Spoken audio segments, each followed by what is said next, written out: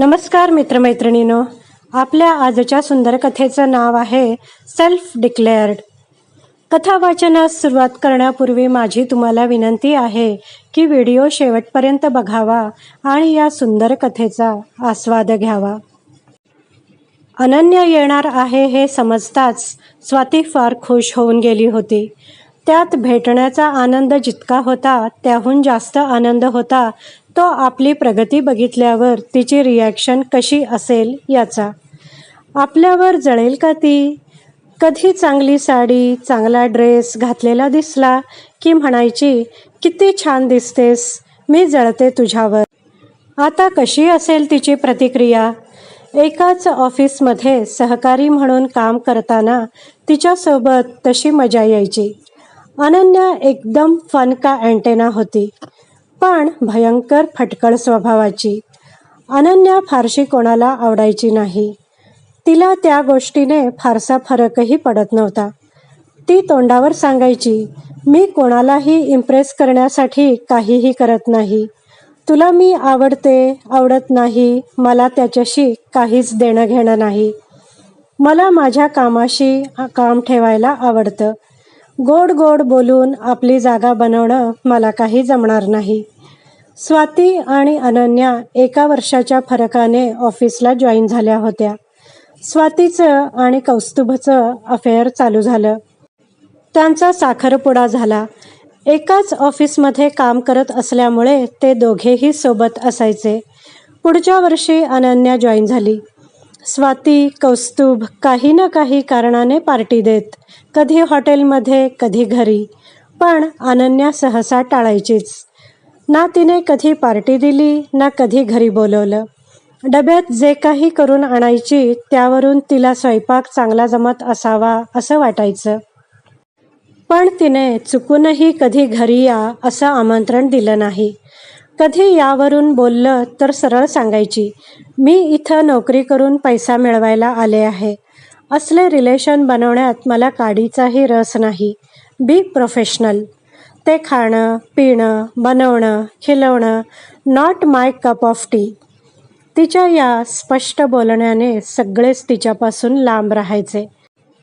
त्यानंही तिला फारसा काही फरक पडत नव्हता. तरीही कौस्तुभला तिच्या काही गोष्टी आवडायच्या. स्वाती एकदा म्हणाली, कशी काय ही अशी राहू शकते? माणसं नकोत, हे नको, ते नको.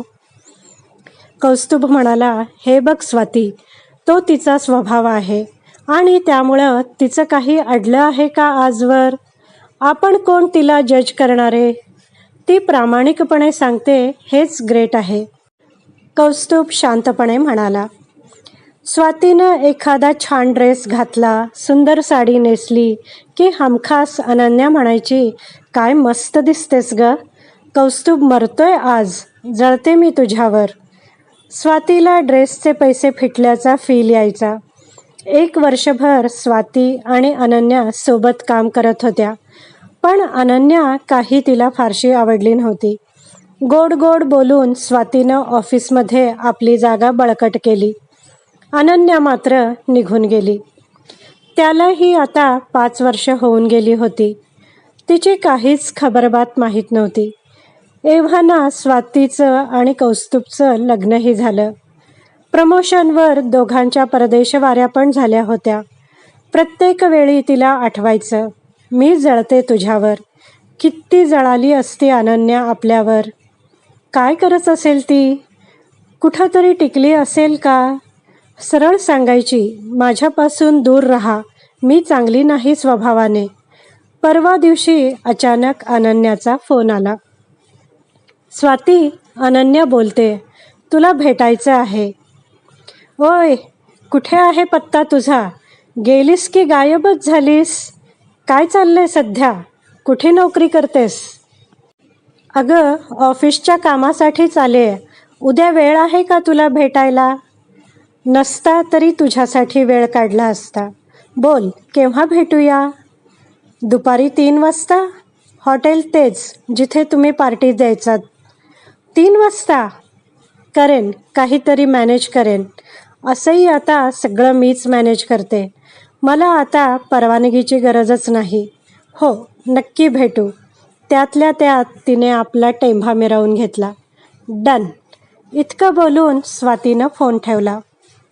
थोड्याच वेळात कौस्तुभचा फोन आला. स्वाती, एक गुड न्यूज आहे. आपण भरलेलं टेंडर जवळपास पास झालं आहे आणि एक मीटिंग फिक्स केली आहे. दुपारी 3 वाजता हॉटेल आउटलुक. तुला जावं लागेल. मी माझ्या अपॉइंटमेंट्स बघतो. मॅनेज करेन, पण तू वेळेत पोहोच. ओ गॉड, जरा आधी का नाही सांगितलंस? 10 मिनिटामागे अनन्याचा फोन आला होता. ती येते आहे दुपारी 3 वाजता आउटलुकमध्येच भेटायला. बोलवलं आहे तिने आपल्याला. काय? अनन्या? अरे, हिला पण आत्ताच यायचं होतं. मीही भेटलो असतो. काय करते ती आता? ते नाही झालं बोलणं. मी तिला सांगते नंतर भेटू. पण मला मुद्दाम भेटायचं आहे त्या जळकीला. तिला दाखवायचं आहे मी कुठं पोचले माणसं सांभाळून आणि तू कुठे राहिलीस. मी जळते तुझ्यावर असं म्हणत. तू अजूनही विसरली नाहीस? कौस्तुभने हसत विचारलं. होय, फार कॉम्पिटिशन करायची माझ्याशी. सेल्फ डिक्लेअर्ड कॉम्पिटिटर होती माझी. मोठ्यांदा हसत स्वाती म्हणाली. जाऊ दे, कळवत नाही तिला. उद्या तिथेच कॉन्ट्रॅक्ट साईन करूया, तिच्या समोरच. दुसऱ्या दिवशी सारी तयारी करून स्वाती आउटलुकमध्ये पोहोचली. कौस्तुभ पण जॉईन झाला. कॉन्ट्रॅक्ट साईन झालं. 3चे 4 वाजले तरीही अनन्या आली नव्हती. आता सलील पार्थसारथी ह्या भारदस्त माणसाला निरोप देऊन अनन्याची वाट पाहावी लागणार होती. साला इतका प्लॅन केला होता तिला डाऊन करायचा. आता हा बाबा पण जाईल. हा असतानाच ती जर आली असती तर तिला आपला रुबाब समजला असता. तुम्ही कोणाची वाट पाहत आहात का? सलील पार्थसारथीने विचारलं. होय, आमची एक जुनी कलीग आहे. ती भेटणार होती इथं, कौस्तुभ म्हणाला. स्वातीची जरा जास्तच इच्छा होती तिला भेटायची. तिची सेल्फ डिक्लेअर्ड कॉम्पिटिटर होती ती एकेकाळी. Kaustubh, what is this? ती आली आणि ऐकलं तिने तर. आणि अशा पहिल्यांदाच भेटणाऱ्या माणसाला काय सांगतोस हे? काय वाटेल त्यांना? स्वाती कुजबुजली. असं काही नाही सर. ती तेव्हा नेहमी म्हणायची की मी जळते तुझ्यावर, म्हणून हा चिडवायचा मला. सावरून घेत स्वाती म्हणाली. ओह, व्हेरी स्ट्रेंज. ती स्वतः असं म्हणायची? हो, म्हणून तर आम्हा सर्वांना वाटायचं ती जळकी आहे, कौस्तुभ हसत म्हणाला. नो नो, असं काही नसतं मॅडम. माझा अनुभव सांगतो मी. जी माणसं असं स्वतः सांगतात की मी वाईट आहे, मी जळतो, मी खडूस आहे, ती माणसं कधीही तशी नसतात. जी माणसं स्वतःच्या तोंडाने मी लो प्रोफाईल आहे, डाऊन टू अर्थ आहे असं सांगतात, ती अजिबात तशी नसतात. त्यांना कुठली ना कुठली घमेंड असतेच आणि लोकांनी आपल्याला तसं म्हणावं यासाठी हा आटापिटा असतो त्यांचा. तुम्हाला सांगून कोणी तुमच्यावर ईर्ष्या करत नसतात. पण ही सेल्फ डिक्लेअर्ड, खडूस वगैरे एकदम निर्धोक असतात. लोकांना आपल्यापासून दूर ठेवायची ती ट्रिक असते त्यांची. कदाचित त्यांचे अनुभव वाईट असतात. पुन्हा पुन्हा तेच फटके खाण्यापेक्षा लोक दूर असलेली बरी म्हणून ते मुद्दाम असा देखावा करतात. अशी माणसं फार कमी असतात आणि फार कमी लोकांना सापडतात. जर सापडली तर कधीच गमावू नये त्यांना. माझी पार्टनर आहे, ती असं सर्रास म्हणते आणि लोकांना चांगलं काम करायला इन्स्पायर करते. मी तिला बरोबर ओळखलं आहे. ती कोणाशीही ईर्ष्या करत नाही, कोणावरही जळत नाही. पण लोकांना दाखवते अशी की तिच्या वाऱ्याला सुद्धा कोणी थांबू नये. सलील सर म्हणाले. एकेकाळी मी पण असा विचार करायचो. तिनं सुधारलं मला. म्हणायची, बायकांसारखे कुचकट विचार करू नका. कोणालाही तुमच्यावर जळायला वेळ नसतो. जगाच्या पसाऱ्यात इतके फडतूस असता तुम्ही की कोणी बघणार सुद्धा नाही तुमच्याकडं. वेल, मी निघतो आता. मला उशीर होतो आहे. येतो मी. ते गेले आणि 5च मिनिटात अनन्या आली. सॉरी मलाही एक मीटिंग होती आणि तीच लांबल्यामुळे मलाही वेळ झाला आणि मी 5च मिनिटात निघणार आहे. पुन्हा आले की नक्की भेटेन. अगं काय तू, 5 वर्ष झाली भेटून. मुद्दाम वेळ काढून आले मी भेटायला तुला. कितीतरी बोलायचं आहे. तू नशिबाने सापडलीस परत, स्वाती म्हणाली. अजून पण मी जळते तुझ्यावर. किती छान दिसते आहेस. कौस्तुभ सर मरतात आज.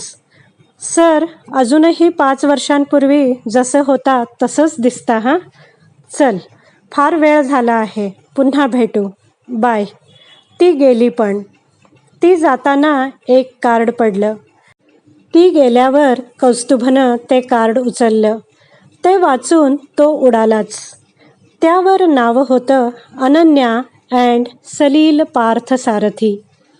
माणूस ओळखायला अवघड असतो हेच खरं. कधीही त्याच्या बाह्यरूपाला, बोलण्याला भुलू नये. वरवर तुमच्याशी गोड बोलणारी माणसं हृदयात तुमच्यासाठी विष भरून हितशत्रू बनून हिंडत असतात, तर वरवर तुम्हाला फटकारणारी माणसं तुमची हितचिंतकं असू शकतात. मित्रमैत्रिणींनो, आशा करते की ही कथा तुम्हाला आवडली असेल. या सुंदर कथेचं सर्व श्रेय लेखकालाच आहे. कथा आवडली असल्यास व्हिडिओला लाईक करा, शेअर करा, कमेंट करा. माझ्या चॅनलला सबस्क्राईब करा. व्हिडिओ पाहिल्याबद्दल धन्यवाद.